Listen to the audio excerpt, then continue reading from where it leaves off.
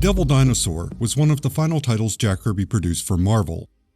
Unfortunately, as is well documented, Kirby's return to Marvel was not the triumph everyone expected. Not only had the comics landscape changed, but Marvel itself had undergone many changes. Stan Lee became the publisher, moved to California, and he was not highly involved in the daily operation of the company. Following Lee's promotion, a number of different people assumed his former role as editor-in-chief, and the atmosphere at Marvel became slightly chaotic.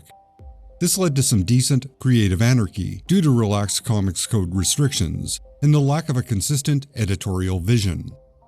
Finally, there were some people at Marvel who thought Kirby's work was out of date. It was, at best, a quaint reminder of simpler times.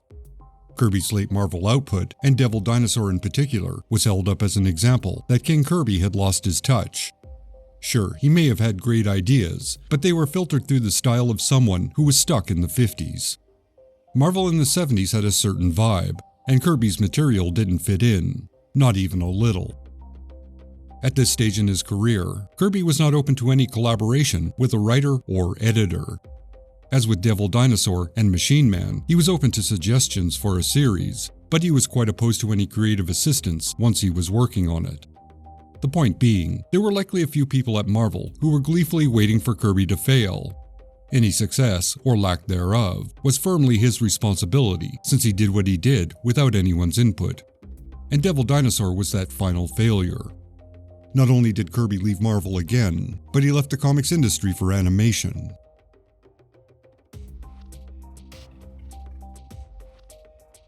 The idea for Devil Dinosaur was inspired by a few things.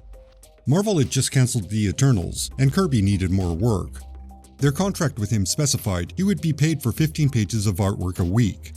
So with only Machine Man on his schedule, Marvel had to assign another book to Kirby to live up to their contractual terms. Apparently at this time, DC was developing a Saturday morning cartoon based on Commandy, Kirby's longest-running title during his time at DC. So, Marvel suggested Kirby create a comic that was like Commandy, but with dinosaurs. This way Kirby was producing pages, and Marvel had a story to pitch to animation studios.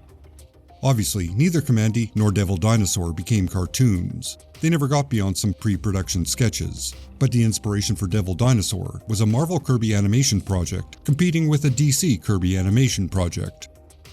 Curiously, Devil Dinosaur may have been based on an unused concept Kirby had lying around. That concept was Reptar, king of the dinosaurs. This character is an obscure Kirby creation, who I believe officially debuted in the Kirby Genesis comic published by Dynamite in 2012. In that comic, Reptar is clearly a purple version of Devil Dinosaur. They have similar characteristics, such as some level of intelligence and being friendly with human-type beings. Otherwise, the only mention I could find of this character was in one issue of Jack Kirby Collector. When it originated or any further details could not be found. But it's not a stretch to suggest that Kirby did have this concept in a sketchbook, and when Marvel suggested he do a dinosaur book, he had the idea ready to go.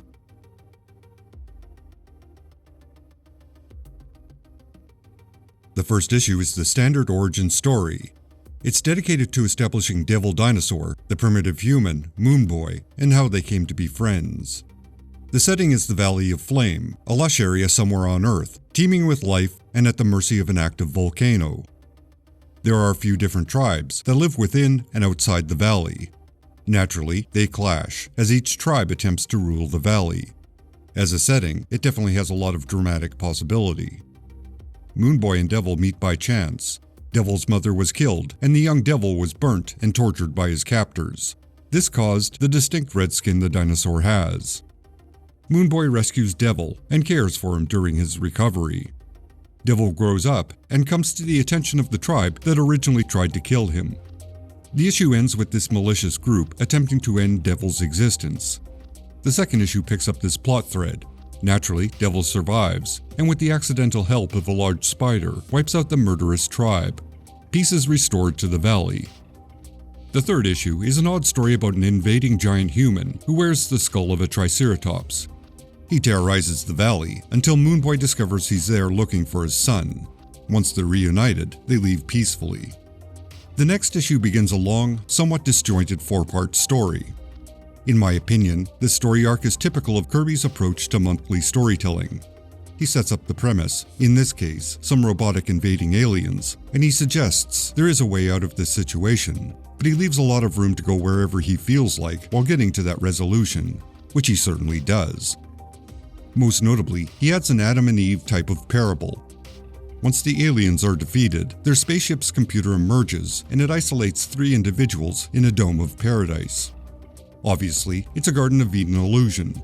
Eve even offers the stand-in Adam some fruit to make him happy. Presumably, knowledge is comfort if one mixes the original biblical story with this illusion. The old bearded man with Adam and Eve suddenly dies, which seems to suggest that this computer has taken the place of God. ? This dome finally collapses when Devil brute forces his way into it.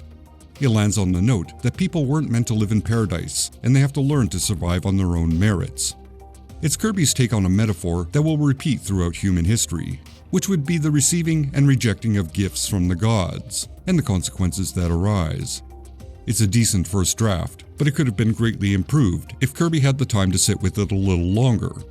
But again, this highlights how Kirby put everything he could on the page, especially if it was an idea that suddenly occurred to him, even if it wasn't fully formed. The final 2 issues are standalone stories that aren't overly compelling. By this time, Kirby's contract with Marvel was done, and he knew he was going to move into animation. His experience with Marvel was not a good one, and it followed an equally unhappy ending with DC. Faced with an industry that didn't seem to support his work, he felt it was time to move on.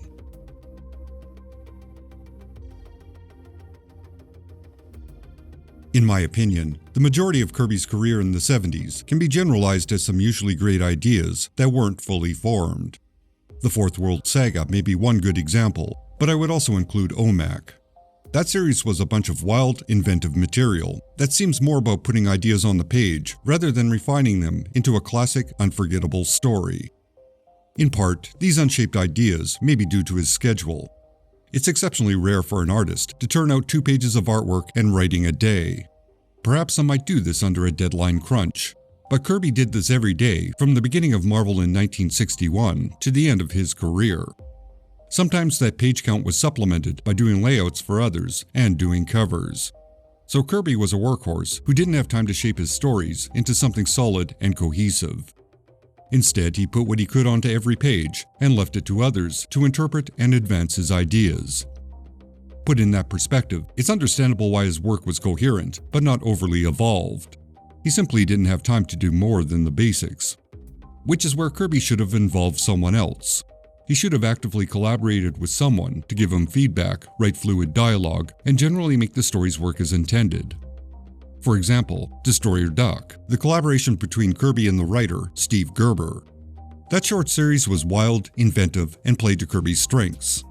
Had Kirby worked with a writer of that caliber during the 70s, all of his projects, especially The Fourth World and OMAC, would have been elevated, and quite possibly considered transformative works that changed the medium during their time. It's only afterwards that they've been reconsidered for the creativity and potential Kirby put into them. In the end, was Devil Dinosaur as bad as it seems at a casual glance? Well, it certainly wasn't a copy of Commandy with dinosaurs. It was its own thing. Devil and Moon Boy act as guardians of the valley, trying to ensure life is peaceful and safe from external threats. Conceptually, it's not a bad setup.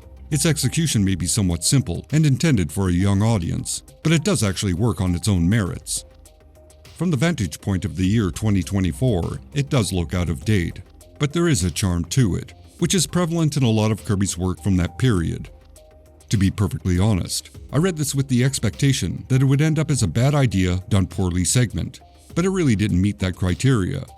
It may not be the greatest idea, but it's not a bad idea. And even though it's not a series I'll revisit, I don't think it was a waste of time reading it and finding a place for it in Kirby's career. Thank you to everyone who contributed to the GoFundMe campaign. The target amount was reached within a few days, and that is a humbling level of support. I genuinely have a difficult time expressing my profound gratitude. Thank you all so very, very much. The page is still open and donations can still be made. Any additional funds go towards more backup space and an audio interface to improve the vocal quality. Special thanks to all my fine supporters on YouTube and Patreon. You make it possible for this channel to continue on. I cannot thank you enough. Extra special thanks to Salmonella13, Eidolon, Constant Disappointment Records, Michael Rookard, Jeff Nicholson, Sicken, Francis De La Cruz, Chris Malloy, Michael DeFonte, John Nyukes, Andrew Barton, Odin Ashcroft, Ruby St. Dennis, Phil Sagan, Corey Drew, L.S. Gregor, Brian Deaton, Tom Granis, James Graham, and Matt Marino. You are all justified and ancient.